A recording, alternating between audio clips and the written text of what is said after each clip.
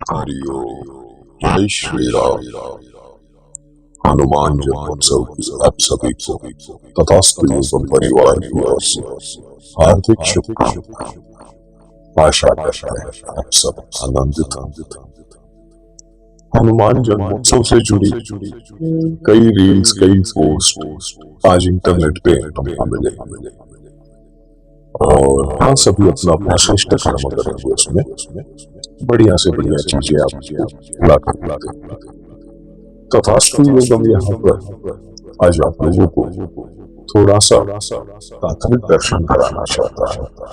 अगर आप वास्तव में कथाओं के भीतर के तत्व को समझना चाहते हैं, आप लोग इंग्लिश में कहते हैं मेटाफोर, तो उसी मेटाफोर में आज थोड़ा सा हनुमान जन्मोत्सव के उपलक्ष्य से लेते हुए हम कुछ चीजों को मेटाफोर में देखने का प्रयास करेंगे।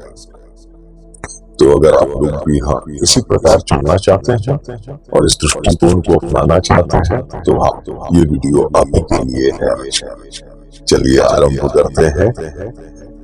तो रामायण की कथा हमने सुनी है, देखी है, पढ़ी। एक प्रसंग आता है जब लंका में युद्ध चल रहा है और मेघनाथ और लक्ष्मण जी आमने सामने होते हैं। मेघनाथ के तीर से लक्ष्मण जी मूर्छित हो जाते हैं और हनुमान जी संजीवनी बूटी लेने के लिए हिमालय की ओर चले जाते हैं।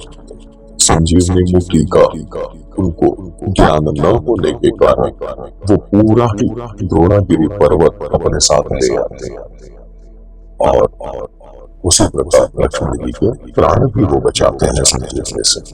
तो ये कथा हम सभी जानते हैं। तो आज इसी कथा के अंदर मेटाफोर को हम देखते हैं। तो हनुमान जन्मोत्सव चलिए आरंभ करते हैं। हनुमान जन्मोत्सव यह केवल एक तिथि नहीं, एक उत्सव नहीं, यह वह शक्ति बिंदु है जहाँ भक्ति, सेवा और अदम्य संकल्प एकाकार होकर जीवन को पुनः जागृत करते हैं। रामायण का जो प्रसंग संजीवनी बूटी से जुड़ा है, इसमें लक्ष्मण जी जो है वो मन के संकल्प का प्रतीक है। युद्ध भूमि में मूर्छित हो जाते हैं। क्योंकि मेघनाथ जो कलयुग की आसुरी माया, मोह और भ्रम का प्रतीक है, उसने अपने मायावी बाण से उस संकल्प को तोड़ने का प्रयास किया है। मतलब साधक का मन अब संकल्पहीन है, भ्रमित है, थका हुआ है। अब किसी संजीवनी की जरूरत पड़ेगी उसे। द्रोणागिरी की चढ़ाई। अब आध्यात्मिक प्रतीक देखते हैं द्रोणागिरी का। तो हनुमान जी को आदेश मिलता है संजीवनी लाओ और वे निकल पड़ते हैं हिमालय की ऊंचाइयों की ओर, द्रोणागिरी की ओर। क्या वह केवल एक पर्वत था? नहीं, द्रोणागिरी है साधक का स्वचेतन पर्वत, जहाँ पहुंचने के लिए बुद्धि को मोह, अहंकार और शारीरिक सीमाओं से पार पाना होता है। हनुमान जी वहां तक जाते हैं, पर जब बूटी की पहचान नहीं हो पाती तो वे पूरे पर्वत को ही उठा लाते हैं। यहाँ हमें क्या सीख मिलती है? तो कि जब जीवन में समाधान स्पष्ट न हो तो पूरी चेतना को उठा लो, पूरा श्रद्धा का पर्वत साथ ले आओ। संजीवनी किसे कहते हैं कलयुग में? संजीवनी केवल जड़ी बूटी नहीं है, यह वह ऊर्जा है जो भक्ति और विश्वास से उत्पन्न होती है। आज कलयुग में हमारे लक्ष्मण माने हमारे लक्ष्य को, हमारे विवेक को, हमारी दिशा सब मूर्छित हो चुकी है। और हनुमान जी वे अब किसी गुफा में नहीं है, वे हमारे भीतर हैं। जब आप भक्ति करते हैं, सेवा करते हैं, आपने स्वयं से ऊपर उठते हैं, आप ही हनुमान बनते हैं। और जब आपकी बुद्धि, आपका पुरुषार्थ आपके भीतर के लक्ष्मण को संजीवनी देता है, तो वही है हनुमान जन्मोत्सव।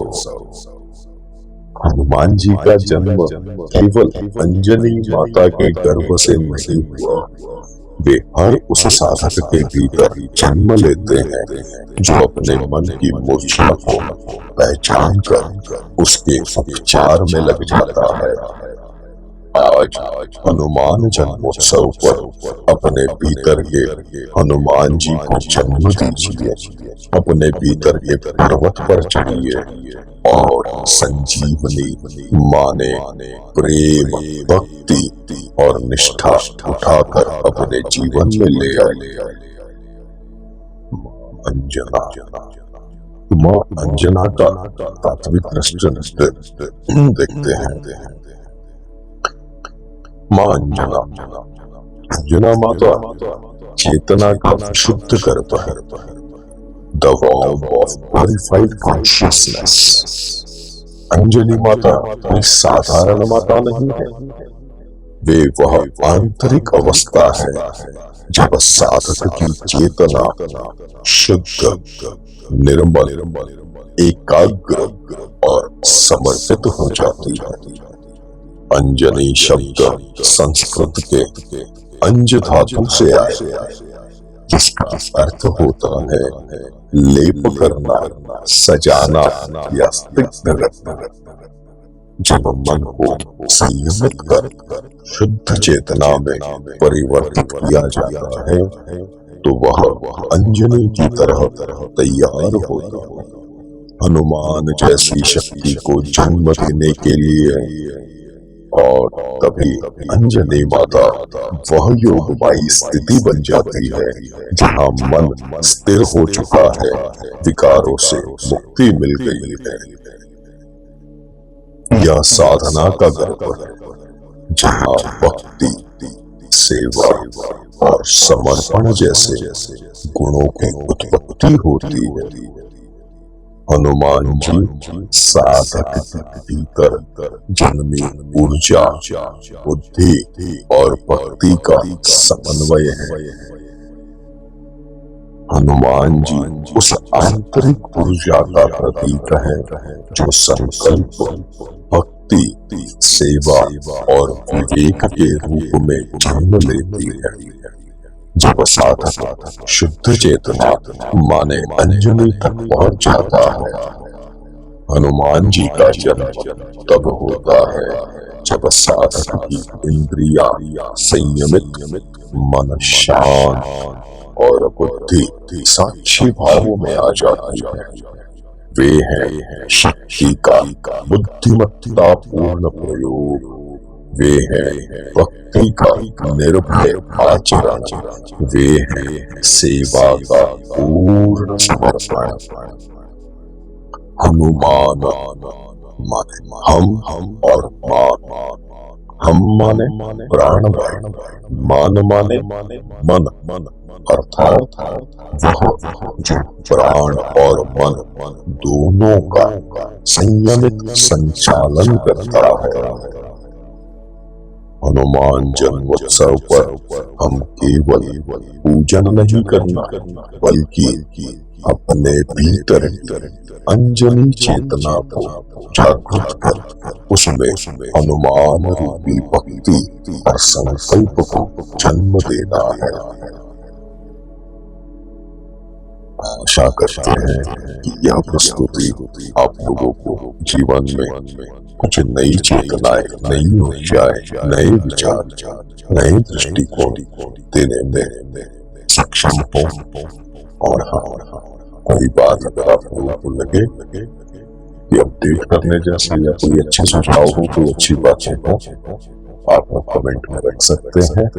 और हाँ, अगर ये प्रस्तुति आपको पसंद आए तो आगे से आगे जरा लोगों को थोड़ा सा ताकि यह सब तक समझ पाए। सर्वे सन्तु निरामया, सर्वे भद्राणि पश्यन्तु आत्मा नश्चित जय श्री राम।